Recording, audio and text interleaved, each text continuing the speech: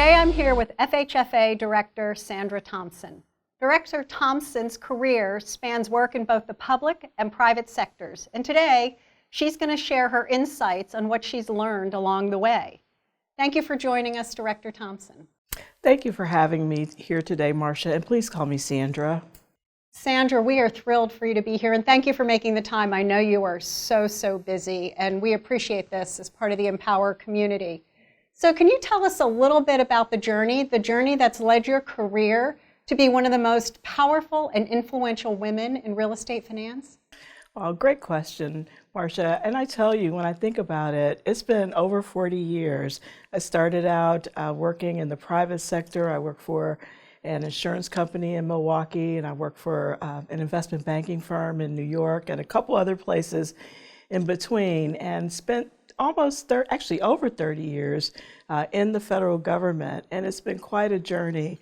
But I do think that it is really important for lessons learned, especially when you're policy making, to have a good understanding of how the private sector operates so that you understand the implications of policy decisions.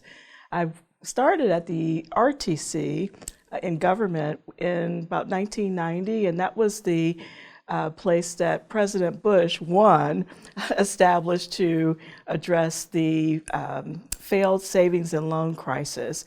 And certainly the RTC employees, when that assignment was done, we were folded into the FDIC. And one of the more interesting things is I spent 23 years total at FDIC, and half of my time was spent in resolutions and receiverships, actually selling assets from the failed institutions. And my focus was on securitization, mortgage assets, and capital markets instruments. And then the remainder of my career was spent as the head of supervision in the supervisory division and business line. And I actually started out, worked my way up, just tried different things. I had a finance degree as a background, but when I went to supervision, I certainly worked in different areas because I really think it's important to try new things and just kind of push yourself out of your comfort zone. And towards the end, my last job at FDIC was when I served as the head of bank supervision and consumer protection during the most recent banking crisis. And what an experience that was. I can imagine. I really can. And you said something that's so important, and we talk about it a lot within the community, which is risk-taking and getting out of your comfort zone, and how much it not only builds confidence, but builds the skill set. And I think it's so important, and I'm not surprised that you did that along the way. I did. In fact, Marcia, after working at FDIC and RTC for 23 years, it was a very difficult decision for me to leave what I knew very well to go and start a different journey at the FHFA. But at the time, I was talking to Ed DeMarco, who certainly recruited me, but we were talking about kind of the last issue that was not completed from the Great Recession. And I really wanted to be a part of it and just really make a difference in the mortgage space. I just think it's so important, but it is really hard. Change is hard. And getting out of your comfort zone is really hard. But like you said, I just think it is so important. It is critical if you're going to appreciate different perspectives and have a broad view, for you to get out of your comfort zone and do something that will stretch you mentally, that will challenge you to do things differently and to make different broad-based decisions. And I think what made your journey so unique is that you pointed out that you had spent time in the private sector. And so when you were sitting in your seats as regulator and examiner, you knew implications of how things worked on the other side. And so you have this balanced view of how things impact the people in the private sector and what you're trying to do in the public sector. Oh, that is absolutely true. And I can tell you, one policy change can have huge implications throughout the system. And I'll give you an example. You know that FHFA is working with the enterprises on updating the credit scoring models. Well, the credit score model, when you're talking about a credit score, think about how many systems use a credit score. If you're talking about loan pricing, if you're talking about sometimes underwriting, if you're talking about investor disclosure, our own capital rules, and that of the enterprises in lots of different places. One small variable. So if you're talking about making changes to the provider of that variable, just think about the implications across the system that need to take place before that variable is changed. And so you have to make sure that you're thinking about these things when you're making policy changes, because there are certainly lots of implications on the policy side, but also on the operational side. That's why you make to be such a good regulator. So I want to talk a little bit about something I heard you're doing at FHFA. I understand you've prioritized employee wellness at FHFA. Can you tell us what you're doing? Absolutely. Certainly, you know, the pandemic was unexpected. You know, we were actually at FHFA, we were getting ready to do an agency-wide test to see if we could all be out of the office and access our systems in a way that would not be disruptive to our day-to-day work. And we ended up not going back to work because of the pandemic. It's been almost 2 years. But I really, even when I was a deputy, I loved to walk the halls. You know, I know where everybody keeps like my favorite candy, and just really missed the interaction with all of the great people that work at FHFA. And when I talked to people, especially during the video conferencing, everyone had different circumstances and situations. I have some people that had kids, I had some people that were taking care of their elderly parents, I had some people that were all alone. I had some people that were just really struggling with how to deal in a successful way with the issues around this pandemic. And, you know, our employees are really our most valuable asset. And I can say that really with a lot of confidence, especially about the FHFA employees. We worked really hard during the pandemic to make sure that the mortgage process continued, and we had flexibilities in place to really utilize technology where humans were normally part of the process. And I'll use the appraisal flexibilities we put in place. And you remember when the pandemic started, you know, people did not want to let appraisers in their homes, and appraisers didn't want to go into people's homes. And so we put in place some flexibilities, and they worked, but they kept the pipeline moving. And certainly the economic environment was such that we had the lowest interest rate environment in a very long period of time.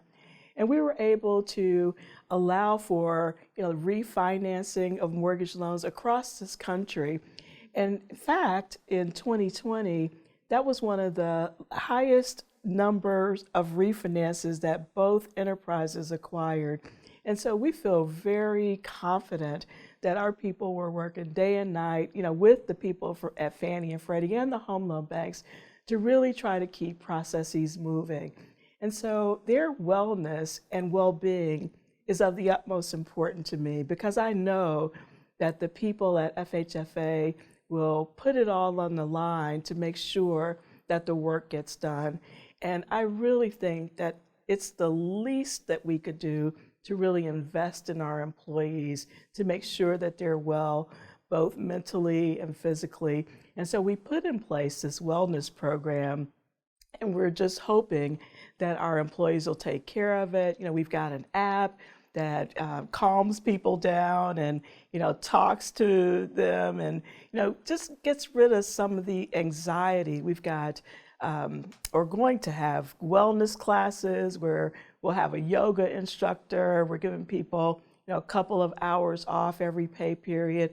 just to deal with their mental well-being. And I tell you, the people at FHFA have really put forth probably more work than they were doing before, the pandemic started. And so I just want to make sure that they know, not just based on what we say, but what we do, that we really care about them and we care about their wellness. It's such an important message. And for you as the head of the organization to realize when you look at that screen that each person's going through something different, and it's important to understand that they may be struggling or they may need extra resources or something different than the person in the little Zoom box next to them. So I applaud that effort, and I might ask you for the name of that app because, got to quiet my mind sometime too. I understand. Can you give me, what's the best career advice you've ever gotten? Can you give me some tips on who gave you, what they said to you and why it was such great advice? Sure, I can certainly tell you. It was my mentor at FDIC. He was the Chief Operating Officer. His name was John Bavinci. Her name is John Bavinci, I should say. And he told me to just always follow your instincts. He said, be confident. He said, you know all of the work. He said, you understand the people. Just be comfortable with your instincts. If your instincts are telling you that something is awry or amiss, then read the energy in the room, but trust your gut. He says you can't go wrong. He said where you go wrong is when you second guess yourself and you come up and you overanalyze every situation. He said just trust your instincts, trust your gut, and you will not go wrong. I find that to be true. Yeah. That little voice inside, always listen to it. It is, but it's easier said than done, Marcia. You can talk yourself, at least I certainly can, out of a position like really quickly because I can argue both sides of almost any issue. And so just making sure that I've thought it through, but at the end of the day, what do I really feel about this particular situation? Who's going to be impacted?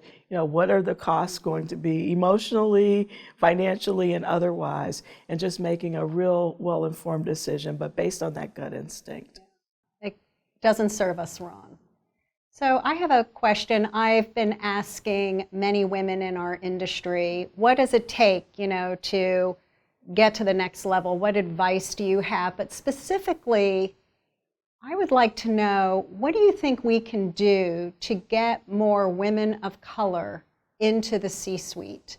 Is there something as an industry that we should be doing to help advance not only women, but women of color? Great question. And I do think that what I just said, trusting your gut instinct, sometimes I think as women, we speak softly or we will contribute to a conversation in a very timid way as opposed to being a little more aggressive and assertive, not combative, but just more confident, especially when there are others in the room. And so I think that we really could step up by participating more and not being afraid to be wrong, because sometimes I think people don't speak up when they're fearful that there's a large number of people and they could be wrong and somebody will think, oh, you're not as smart as you think you are, or I thought you were. Well, there's nothing wrong with being wrong. Nobody's perfect. And I just think taking the chance, speaking up, and certainly being a little more assertive, especially in areas where you may or may not be a subject matter expertise, but you might know a lot about it. Heck, men do it all the time. With regard to people of color, I think the financial services industry generally, this is true for mortgages and it's also true in some aspects for the banking world. Well, I would say it was true when I was in supervision. But these are not careers that many people get introduced to. So I'm really happy with some of the initiatives that the MBA is undertaking, working with some of the HBCUs, historically Black colleges and universities, working at non-diverse schools, but making sure that you have diverse candidates, and not just women and people of color, but a diversity of thought is really important. as you're approaching these policy issues. And one of the things that we're going to be doing at FHFA, we're trying to recruit as many less tenured people as possible, because we really believe that public service is important, and you can get a good job at an agency, whether it's FHFA or HUD or FDIC, in almost any area. I worked in public service for a couple of years myself, and I will agree with you. The experience of I worked at HUD was really, really valuable as I navigated my career. So if you're just starting out, or if you've been in the industry for a while, they should put their toe in and try it. It's a great career to have. Sandra, thank you so much for joining me today. I look forward to working with you. I know we have the shared goal of getting more people into homes and affordable rental properties, and I just so appreciate working with you. Thank you for having me, and I'm happy to do whatever I can to be helpful.